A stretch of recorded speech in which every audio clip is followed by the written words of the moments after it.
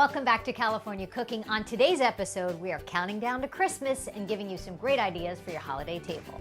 I'm making a spinach artichoke stuffed flank steak, and Chef Curtis Stone is making his heavenly mascarpone mashed potatoes.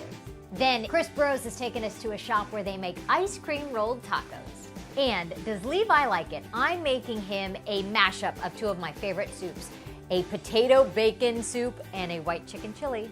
But does he like it? First up, I wanted to make something special for Christmas Eve, so I thought, why not take a flank steak, stuff it with something delicious, say my favorite spinach and artichoke dip, and see what happens. I tell you, this recipe is a keeper. Check it out.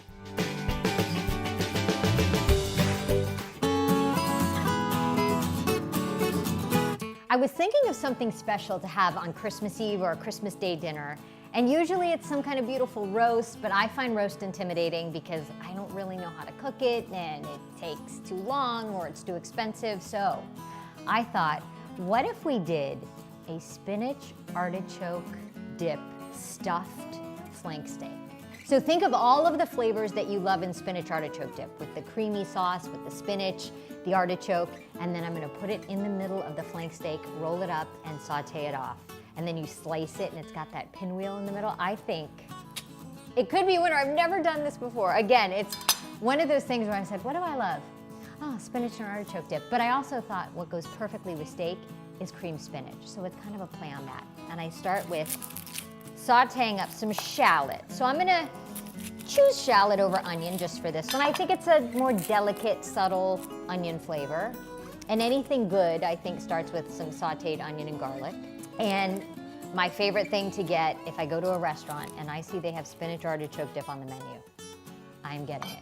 So we're just gonna do a nice, pretty fine chop on the shallot. Okay, we got our shallot cooking with some olive oil, a little bit of salt.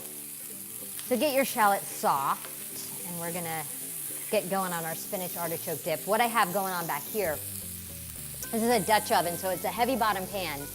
And I took heavy cream, about half the container, and I've just let it slowly simmer to thicken, because that's gonna be the base of our spinach and artichoke dip. And I've had it back here for maybe 30 minutes, and it reduces to about half of the amount. So it's nice and thick, because you don't want the filling to be too runny, because it's just gonna ooze out of our steak. So this got nice and creamy, and I also put in 2 cloves of garlic. I didn't mince them or cut them, put them in whole, and just let them kind of steep with the cream so it infuses the garlic flavor. For our spinach artichoke dip, we need artichokes, and I got a jar of marinated. I think if they were in water, which some of them are, and I get those sometimes, that the water might make the mixture too loose. So I think marinated, we're gonna be better off, and I'm gonna drain them. Now to assemble our spinach artichoke mixture, I'm gonna take the shallot, I'm gonna put it into our cream that's been simmering in the back here. They got nice and soft and brown. And this is really easy to assemble. I'm not chopping the artichoke hearts, I'm not chopping up the spinach. It's all just gonna wilt down, and as our stuffing, when you cut the meat, you'll cut the artichoke, so no need for any extra chopping. Now to build our stuffing. So we've got the cream nice and thick. Let's add our spinach. And it's always amazing how much spinach it takes. I like to do fresh, not frozen. And I'm just gonna start by adding about half of it and let it wilt. And once you get the hot cream on the spinach, it's just gonna wilt right down. And I didn't even take those whole cloves of garlic out. I just left them in here. They cook down in the cream so they'll be soft. I added almost this whole, why not? Let's add the whole thing. So all our spinach in the artichoke hearts. In they go. They're quartered. They came quartered, so no chopping. Stir those in. I think a little bit of cream cheese really helps with the cream sauce. It thickens it. It gives it that little bit of tang that cream cheese has. So I put about 1/4 of a block. The spinach cooked down, and it still stays so green and looks so pretty. Now, the mozzarella cheese. I'm gonna use about 1/2 bag of shredded mozzarella. You could really use any cheese you like. You could do a smoked cheese. I think that would be really good, like a smoked Gouda or something, or a fontina. Another thing that makes artichoke dip or spinach artichoke, or anytime you do a cream spinach, a little bit of nutmeg, which is also a very holiday spice, but a little bit of nutmeg in any white sauce really brings it to life. It adds that note that you kind of go, what is that? And so I don't make a white sauce without a little bit of nutmeg. I don't even think that's a quarter of a teaspoon, just a little. So we made our cream spinach artichoke dip mixture to stuff the flank steak. And here's the flank steak. I got it at the grocery store, obviously, and just needed to pound it a little bit. You could go to the butcher and ask him to do it, but you need to pound it enough so it can kind of do the wrap thing as we fill it. A little bit of salt and pepper to season. And flank steak, it's inexpensive, it's quick cooking because it's thin. And I put it on the paper towel because I want to get all the moisture off of it because I'm going to sear it. And if there's any moisture, you know, when you take meat out of a package, it won't sear. So I dry it on the paper towel, and now we stuff it. All the good flavors of a creamed spinach or spinach artichoke dip are going to go in the center. And then when you cut it into little kind of pinwheel slices, it's going to look so pretty. It's my favorite side at a steakhouse, cream spinach. So I kind of thought this would be a nice play on that, even though I added a little bit of the artichoke. This has cream cheese, mozzarella, a little bit of nutmeg, because nutmeg goes great in any cream sauce, and a ton of spinach is in here, but it cooked down. A little bit of garlic. And honestly, if you have any extra, serve it up with some crunchy bread or chips. It's delicious. Let's tie it up. So you get some twine, and you're gonna wanna roll it.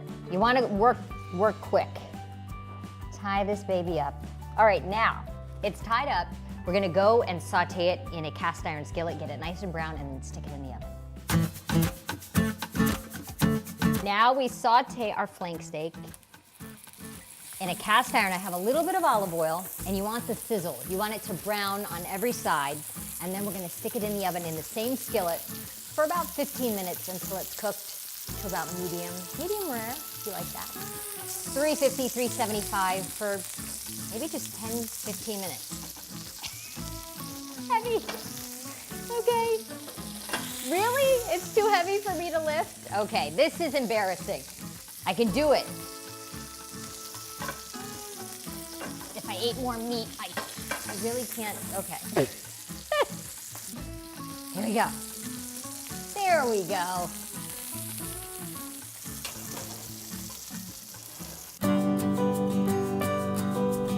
Okay. So it was in the oven for about 10 minutes. I think for my first time doing a stuffed flank steak, it is delicious. I tasted it, and when you carve it, I would just arrange it on the plate, and then I think everything looks better with a little bit of greenery. You could put some spinach around if you wanted to place it on top of some greens, but I've got some parsley and a little bit of basil, and everything kind of wakes up when you put some green on the plate. I think this would be a lovely addition to the Christmas table. Your guests are going to enjoy it. Flank steak stuffed with spinach and artichoke filling. Delicious. Merry Christmas. It was so easy to make. The key, though, is to get that flank steak as thin as you can. I'd ask the butcher, but the flavor was amazing. Coming up, Chris Burrous takes us to a sweet spot making ice cream rolled tacos. And then, does Levi like it? I'm making him a white chicken chili with sweet potato and bacon, but does he like it? But first, celebrity chef Curtis Stone makes his heavenly mashed potatoes with a few key ingredients that take this simple side to a whole new level.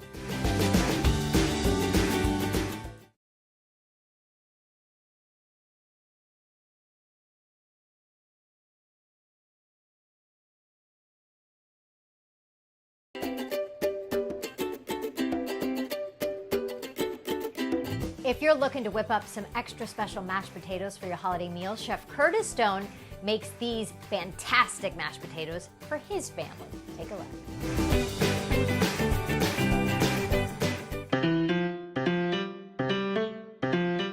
My favorite Aussie, Curtis Stone. Just my favorite person in general. How you doing? Chef, favorite Aussie. I like this. This is your test kitchen, and I want to work here. I want to come and hang in here every day because I think it's such a great place. It's so warm and cozy, and you come in here daily to kind of create delicious recipes for your restaurant. But I'm so excited today because we're talking mashed potatoes right now, which is one of my all-time favorite things. but not just mashed potatoes. Right. Mashed potatoes. Mashed potatoes with bacon, mascarpone. You know, I'm going to show you a variety of ways to do it, but we're going to bake the mashed potatoes with a little Parmesan cheese. Ooh. And you actually called them mashed potatoes from heaven. Don't be shy about that. They're heavenly. The scent of bacon, I think, if anybody walks into your home, that'll win them over right there. It's so true. Yeah. Yep. They should do this at the Even if United you're Nations. not using it for anything, just put it on the stove. Yeah, it brings people together. So go ahead and take us through. So salted water. You want the water to be as salty as it tastes at the beach. Yes. All right. So you Not want just for your pasta water, your potato water potato too? water as well. Then what? So because that's your chance to sort of season the potatoes. Yeah. Strain it off. Okay. Put your pan. See how hot that pan still is, and see how it's still very steamy. What I do is I put that back on. I do reduce the heat right down to very low, but then I pick my potatoes up out of the water, and then I pop that back over my my pan. So the purpose of that is the steam underneath the potatoes is going to help them to dry. Because what you want to do is you want to flavor those potatoes with butter and cream or some milk, some mascarpone, lots of different things, but certainly not the water that you cooked it in. So you want to let that steam sort of dry it off a little. Good tip. Once that's sort of happened for a couple of minutes, you grab yourself a bowl. I'm going to remove this over here. And you can see how that's sort of steamed dry. Take any of that excess water out of your pan. And then I use this. I bought one of those last Thanksgiving. Isn't it? It Life-changing? changes the way your mashed potatoes will turn out. They really do. Absolutely. So I've got a few other tools. This is a general masher. Yeah. This is another incredible tool, which is a chocolate. This is a ricer. Is that what it's called? Well, it's called a mouli or a tammy. Okay. Is the other thing that we call it. But yes, a potato ricer traditionally looks like this, and all the concept is you're forcing potatoes through little holes, right? It's pretty easy to understand. This does the same thing. No lumps. But right, which you don't want lumps in your mashed potato. It's very important. So you now just sort of spoon this in, and you wouldn't do this 5 nights a week, I get it, but for the holidays, I think it's worth going after that perfection. Extra step. And see, all you're doing, and I'm going to put you to work. Okay, please. You just go ahead and wind that in one direction. Okay. And that thought of multiple people being in the kitchen at the same time. You know what? This is where you put your, Aunt Sally to work. Right. Come on in. Come on, Aunt Sally. You know, I learned this at first from the Barefoot Contessa. Right. Ina Garten. She always does this with her mashed potatoes. Who does the cooking at your house? You know, I usually go home. I'm from Florida, which means I'm really not responsible for doing much because it's not my kitchen. It's my mom's, and I'll help her. See, in Australia for Christmas, it's summertime. That's right. So we have all sorts of, we eat oysters on Christmas Day. It's crazy. Yeah. You could go for a swim. We do, yeah. So it takes a little minute. Takes a minute, it takes a minute. But you could have your glass of wine and, relax. And this is the kind of thing, too, because you bake it. You could prep it the night before. Absolutely. And just bake it the day of. Yeah, in fact, I think it might even be better the day before because it souffles somehow. So once you've got it all through, it's time to add the flavor. So, this is where you can sort of put whatever you want in there. Now, I like butter with my mashed potatoes, so I put that whole piece in. And it's smart to kind of go room temp, because then you don't have to worry about it. Exactly. Well, that's just going to nicely melt in there. And then you can put a variety of other things. I've got some sour cream. I've got mascarpone. I've not done the mascarpone in the mash. No, it's great. I like it. And sour cream is a potato's best friend. It sure is. It sure is. So this is a little bacon fat. Now, if you're grilling, if you're cooking some bacon, you can go ahead and pour some of that bacon fat in, and that gives it really nice flavor. We'll keep the bacon as well. But if you do have it, if you're cooking bacon anyway, I think it's a really nice inclusion. Once you did that process to the potatoes, all you have to do is stir. Yeah. And you've got mac. You don't really need to whisk. You can see how beautiful and sort of silky and smooth that is. The texture is gorgeous. It's really worth it. Little sour cream. Or a lot. Or a lot of sour cream. It's up to you. Oh, Doesn't that look good? so good. Then taste it, because remember you cooked it in salted water, so you'll see how much of that flavor gets picked up by the cooking method. So here's See where we're at? a little taste. And this will tell you, do you need more salt? Some salt? Yes, for sure. And potatoes need so much They salt. do. It's wild. And we've got a little cracked pepper. I'm gonna add that as well. Some people don't like to add pepper because you'll now see a little fleck. If you want to keep it that pure white, looks like snow, don't put any pepper in, but I like a little pepper. And then I toss in some bacon. And you leave the bacon big chunks. I do. Yeah, big pieces like that. Oh my God. Then, of course, what we do, because we're baking this, so like you said, you can do this the day before. I've just given this a really light grease with butter. Okay. And then you pick your potatoes up, bring it straight over, and you dump the whole lot in. Oh. Did you come up with this one? This is a beautiful dish. Yeah, Yeah. I did. I love bacon and potatoes together. And because of that sort of, that baked potato that we all love with sour cream, you can actually include the toppings in the mash like we are here. And it gives you a really nice, I do a little swirl on the top because it's a nice little sort of pattern. Then you take some Parmesan cheese. Now at this point you can stop. That goes in here. And oh look, there's one already in there. Isn't that incredible? So it puffs ever so slightly, those chunks of bacon are in there. Curtis, this is gorgeous. Isn't it beautiful? So imagine this coming out of the oven on the big day, and then you just throw a spoon in it, but you get that beautiful crust on the top and also underneath. And it's perfectly fluffy. Is this your favorite side dish on the It table? is. Yeah, for sure. Oh yeah. Curtis, these potatoes are awesome. Oh yeah. Thank you. You're welcome. Oh, Curtis, those were so good. The bacon, the mascarpone, and the bacon grease. They made for the most delicious mashed potatoes. And Chef Curtis Stone has some really great tips and tricks for how to fix that holiday gravy. If you want to find out how, go to KTLA.com. Coming up, Chris Burrous takes us to a fun dessert spot, whipping up ice cream tacos.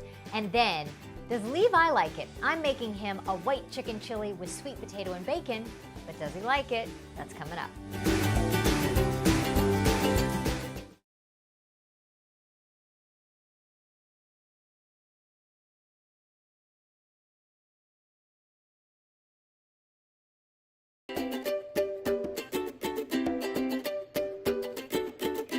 Have you ever heard of a sweet rolled taco? I know, I haven't either, but Chris Burrous is taking us to a spot where they make that in so many flavors. Take a look. Got this email from Diana, says, Burrous, I know you love a Choco Taco. That's true. Come try fresh-made ice cream tacos at Sweet Rolled Tacos in Garden Grove, right here on Garden Grove Boulevard at Brookhurst. Let's go inside.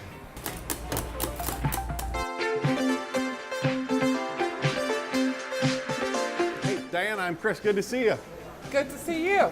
This is the spot. You've been trying to tell us about this for a long time. I know, it's just like heaven. You're very passionate about this place. What do you love about it? I love the atmosphere. I mean, the old sewing machine. Yeah, the table is an Tables. old singer. Yes. Like you was to put your foot right here. Yes, And, and the you light always- bulbs are Old the head, sing- right? Yes.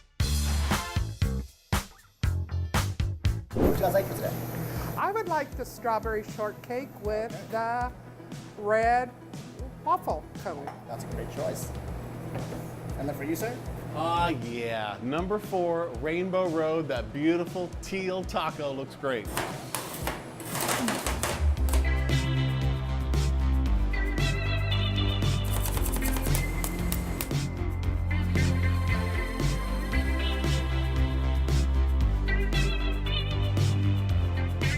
The creaminess is just We'll taste it and then tell me about it. the good taste is like strawberry and cream, and it's just creamy. Melts in your mouth. All right, I'm gonna do it like a taco. On Rainbow Road. Oh, that shell is fresh. They just made that. That is that. The waffle cone, it's sugary. It's really good. That's not like any. There's something that crystallizes. The ice cream is better. That is fabulous. It's pretty and it tastes like it looks. Yes. That is really fun. Choco Taco no more. This is the new thing. Oh yeah, you know. That is delicious. All right, our total for everything we had here today, $16.16. But I gotta tell you, I could definitely split this taco and it was fantastic. I feel like that's a good deal for dessert, actually.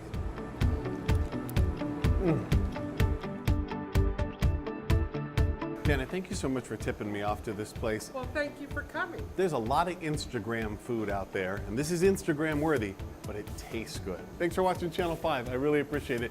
She comes and feeds us all the time in the field, brings food to the live truck. You've met Lynette, Wendy, Jessica. Thank you. We really appreciate it. Guys. Thank you. See you.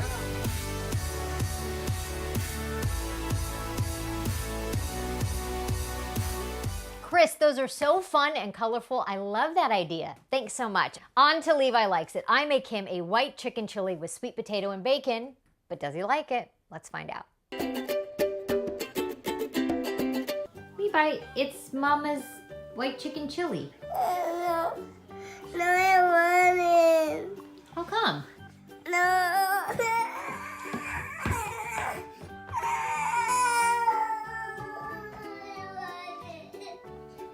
Can you just taste it? I want it. Why not?